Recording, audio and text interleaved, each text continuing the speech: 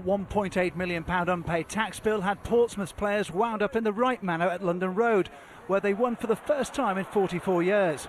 However, Peterborough had the visitors' keeper Stephen Henderson a little rattled early on by Grant McCann's long-range effort, before slumping to a 4th straight defeat.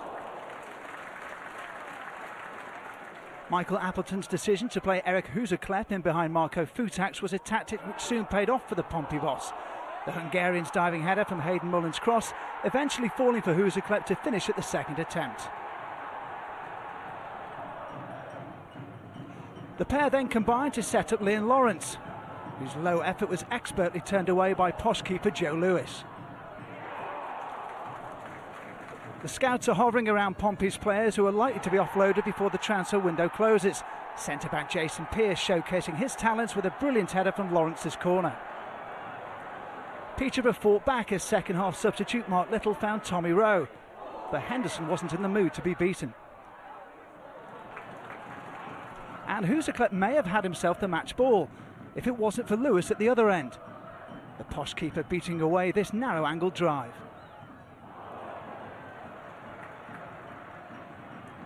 And so the big striker had to settle for a brace to secure only Pompey's second away league win. And it was sweet revenge for the Norwegian, whose late own goal at Fratton Park in September had given Peterborough all 3 points. This time he conjured up a perfectly placed finish. The team is doing its best to stay in the Championship. It will require wealthy backers to ensure the club's survival. Reading's Russian Revolution is off to a winning start, although Bristol City gave them a real run for their money. With top scorer Nicky Maynard left out once again, Chris Wood was left to lead the City attack. Adam Federici had to be sharp to deny him his second goal in a week. Reading have been climbing steadily in recent weeks. 5 wins from their previous 7 league games had put them on the fringes of the top 6. David James needed to be at his best to deny Mikel Antonio before the City defence eventually smuggled the ball to safety. City were bidding for their 4th win in 5 matches, but almost came unstuck when Antonio was sent clear down the right. Noel Hunt found the gap between 2 defenders, but failed to make the right connection. Down the other end, Derek McInnes' side almost went to the break on top. Albert Adoma's terrific overhead kick had Federici at full stretch to keep the scores level. But just before the hour, Reading made the breakthrough, courtesy of new signing Jason Roberts. Lewis Carey bringing the former Blackburn striker down in his debut, penalty given. That left the Travellers in big trouble as Carey saw red. And Roberts, who once had a loan spell with Bristol Rovers, steadied himself from 12 yards and got lucky. Reading now on course for the win that would move them into the playoff places. But City under Derek McInnes are made of sterner stuff these days and refused to go quietly. This time Federici couldn't get near Adoma's effort, but the woodwork came to his rescue. Reading weren't quite home and hosed just yet, although when another debutant, Thomas Sifka, hit the deck, victory should have been sealed. This time Joby McAnuff took the responsibility from the spot, but James did brilliantly to keep him off the score sheet. In fact, the veteran keeper was called into action right at the death. McAnuff once again had him at full stretch, but that made little difference to the outcome as Reading climbed to 4th.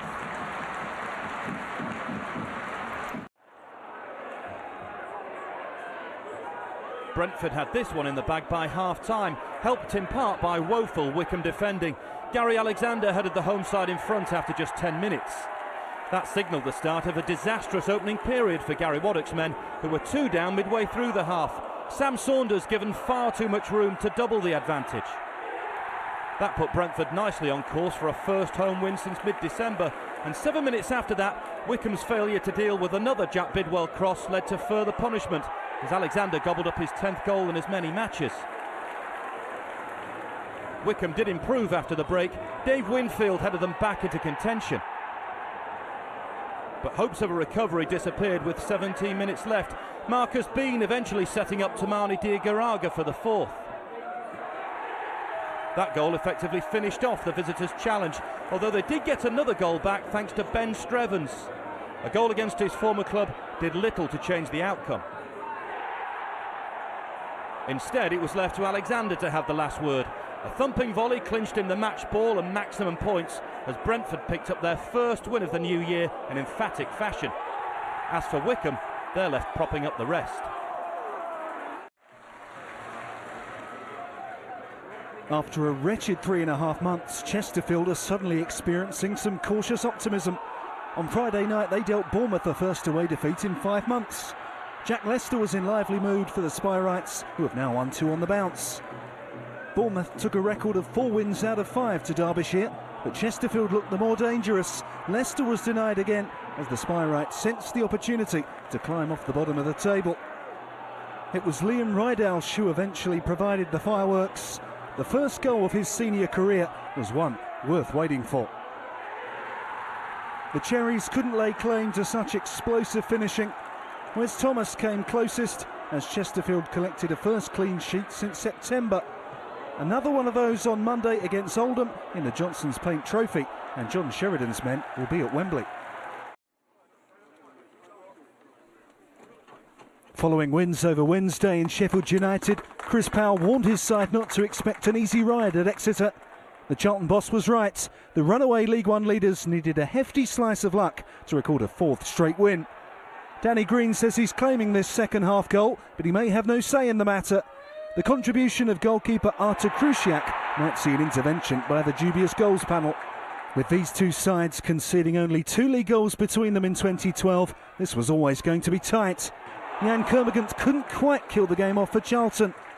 That miss might have been costly, were it not for Ben Hamer's save from Gwilym Bowser. Charlton now lead the rest by 9 points and have proved they can win the big games and avoid the banana skins. Hartlepool boss Neil Cooper's rallying cry to the home fans ahead of this derby had the desired effect as his side completed a double over promotion chasing Carlisle. Gary Little's clever backheel saw Lubomir Michelik's attempts to clear backfire as Pool's teenage sensation Luke James fired home the first. With less than a quarter of the game gone, a second arrived. Neil Austin's right-wing lofted centre found Anthony Sweeney. The midfielder climbed highest to deliver a thumping header and leave him with a thumping heart.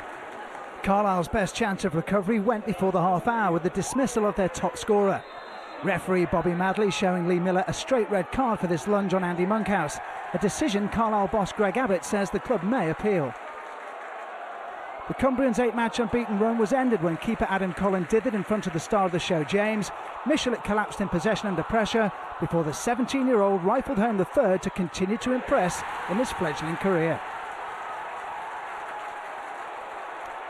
Carlisle failed to respond to Abbott's pre-match call to pressurise the playoff places, but it was always going to be Pool's day. Having lost 9 of their previous 10 at home, the fans were delighted to see Colin Nish celebrate his return from a knee injury with a fine turn and finish to wrap up the scoring. A mid-table clash between the O's and the U's. The London club went close to breaking the deadlock when Kevin Lisby raced clear, but Ben Williams denied him a goal against his former club. Orient's Terrell Forbes hadn't scored since this time last year. This is not how he envisaged breaking that duck. The defender under pressure from Ian Henderson put through his own net to hand Colchester the lead. Down the other end, Lisby was doing his best to make amends. His surging run was halted in the box, but his penalty appeals fell on deaf ears. Colchester, without a win since New Year's Eve, should have stretched their lead when Gavin Massey burst through. But the Essex club held on for their first win in 4. What a debut for Rochdale manager John Coleman, who's already cutting the mustard in League One after hauling his side off the foot of the table. The former Accrington boss only had to wait 15 minutes for his first goal in charge. Gary Jones' header coming back off a post for Jean-Louis Akpo to score. Shakers keeper Cameron Belford ensured the score didn't blow out of all proportion. He could do little about the second though. Jason Kennedy's shot deflecting for top scorer Ashley Grimes to convert. Bury's Derby Day humiliation was complete with a defensive capitulation. An unchallenged Nicky Adams was allowed to find Grimes, who celebrated taking his season's tally into double figures. A chance for Huddersfield to pull clear in second. In truth, they were fortunate to come away with a point. Tranmere were more than a match for them, but you can only keep Jordan Rhodes quiet for so long. His 29th of the season in all competitions had Town on top in the second half. The home side were looking to end a run of 5 games without a win and got their reward just 2 minutes later. Martin Devaney sending over the cross for Adam McGurk, who got the better of Tom Clark to put Tranmere on terms. Lee Clark admitted afterwards he was relieved to have left with a point. Stoke loanee Ryan Brunt almost made it a debut to remember for Tranmere, but Ian Bennett did just enough. Yeovil fans are starting to witness the green and white shoots of recovery, but they were helped to a second win out of 4 by Craig Morgan's third-minute sending off. The Preston defender paid the price for hauling back Andy Williams. Having scored the goal that gave Gary Johnson the first win of his second spell at Yeovil, Williams is proving a lucky charm for the returning manager. He claimed both of the Glovers' goals in this one, opening the scoring on the half-hour mark. Preston aren't experiencing quite such a smooth transition under Graham Wesley. A second defeat from his 3 winless games in charge was confirmed just after the hour when Williams notched a 4th goal in 5 games. Wesley made the news last week for the 2 a.m. text message he sent his team. We can only speculate as to the medium that inspired a spirited fight back from North End. Clark Carlisle scoring the first goal of the new manager's reign. Yeovil survived several scares, especially once Paul Huntington's match ended in disgrace. His challenge on Jamie Proctor earned him a 4th red card in 3 seasons. With only a minute to go, the damage was limited. Yeovil held on and climbed out of the bottom 4. Accrington's flying start against Gillingham suggested they were keen to move on quickly following John Coleman's departure. Michael Smith's first for the club inside a minute, no doubt calming the nerves of caretaker manager Liam Richardson. But the standing boss was back at square one just 6 minutes later. Danny Jackman's fantastic free kick had the Kent club back on terms. Just a minor setback though for a team who'd suffered just 1 defeat in their previous 10 outings. Peter Murphy's cross picked out Smith, who notched his 2nd to restore Stanley's advantage. By the half hour, Gillingham were already tumbling towards a 3rd successive league defeat. A peach of a strike from Luke Joyce put the home side firmly in control. Uncomfortable viewing for Andy Hessenthaler, who's promised to reimburse the 261 fans that made the trip. The Gills boss left to count the cost of more slack defending as Smith nipped in to complete a first-half hat-trick. A fine display from the Charlton loanee left the Gills with a mountain to climb, who at least made a fist of it after the restart. There didn't seem to be too much danger as Ian Dunbavin prepared to clear Stanley's lines, but a howler from the home keeper allowed Gavin Tomlin to cut the deficit. 5 minutes from time, Tomlin hit the target again, but for the 2nd week running, the Gills score 3 and get nothing. Accrington are into the playoff places. And how the Dons could do with their former hardman's brand of CPR to revive their fading playoff hopes. Anthony Straker became the first Aldershot player to score in 7 league games when he traded passes with Guy Maggio before seeing his shot find its mark off Dons debutant Gavin Hoyt. Another deflection at the side's level. Sammy Moore's free kick coming off the Shots wall to give Wimbledon hope of a 4th straight league victory. But it was the Shots who ended a run of 5 away league defeats when Straker found space out wide before smashing another diverted effort past Seb Brown. Just 1 win in 10 home games now for the Dons, whose playoff hopes are barely staying alive. Domination requires discipline for teams to prevail, and whilst Crewe showed plenty of the former early on at Underhill, there was little of the latter. There were few complaints when David Artell was dismissed after fouling Arzel McLeod in the area. The division's top scorer then found the net for the 5th home league game on the trot with the penalty. Crewe were reduced to 9 men a minute before the break when Adam Dugdale launched Ricky Holmes skyward. Referee Darren Sheldrake had no hesitation in delving for the red again. Laurie Sanchez gave a debut to Reading youngster Jordan Obita, and he combined with Holmes before his fellow Roars loanee Michael Hector sealed the points with his first goal for the Bees.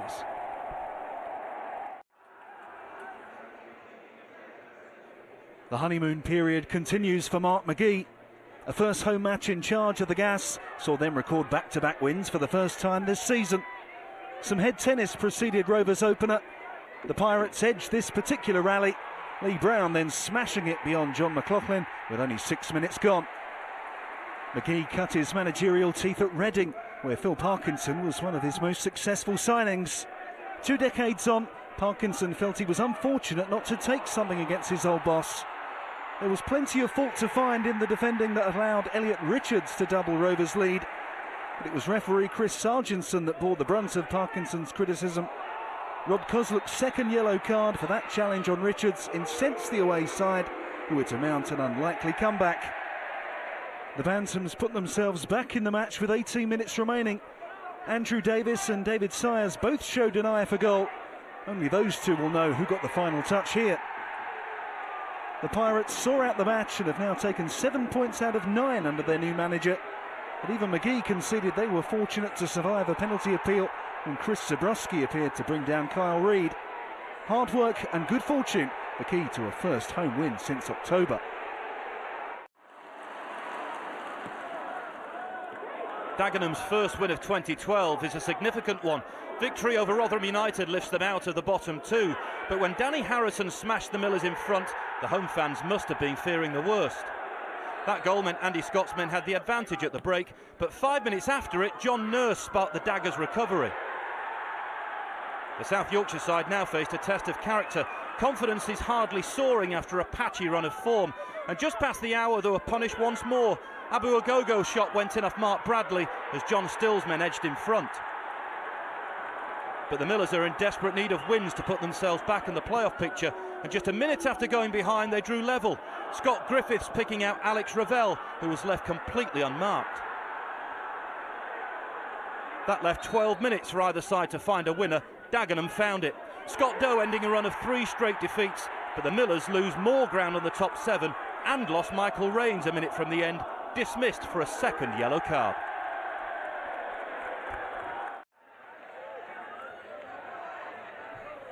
Shrews manager Graham Turner was delighted his strikers recovered from their lean spell to complete the double over his former club. The opener came when Joe Jacobson's delivery found Terry Gornell to head home his first in 10 games. Proving to the boss he doesn't always slip up when it matters. The Bulls dominated the match at times, but their manager Jamie Pittman said Shrewsbury proved too clinical. An accurate assessment of James Collins' 20-yard strike to beat Adam Bartlett. And Shrewsbury proved they have the stomach for the promotion fight when Chris Neal stood firm against Johan Arkan to deliver a gut-wrenching derby defeat to the Bulls, who remain in the bowels of the division. Cheltenham are the new leaders of League Two, bouncing back from last week's defeat to Bristol Rovers, but they had to come from behind against a Macclesfield side hoping to avoid a 5th straight defeat. Matthew Hamshaw had Marcus Marshall stretching for a debut goal, enough of the ball crossing the line to give the home side the lead. Mark Yates' side hadn't lost back-to-back games all season, and 8 minutes before the break, Sido Jambati sent the teams to the break all square. Cheltenham were in no mood to take pity on a team ravaged by injuries, and just past the hour mark, Kaid Mohammed teed up Jeff Goulding, who was also on target the last time these two sides met. His 6th goal of the campaign, setting them up for an 8th successive game without defeat on the road. That strike appeared to have settled the contest, although Ben Mills almost rescued a point. Instead, Luke Garbutt's late strike made sure of Cheltenham's win, the Robins top of the pile for the first time in 12 years.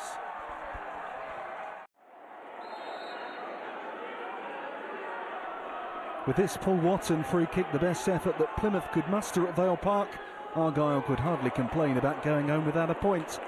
But after keeping the Valiants out for 86 minutes, defeat will hurt just that little bit more. Jake Cole's save from Ben Williamson came early in an extended rearguard action. Having responded to 4 straight defeats with back-to-back wins, Vale can afford to start thinking about the playoffs again.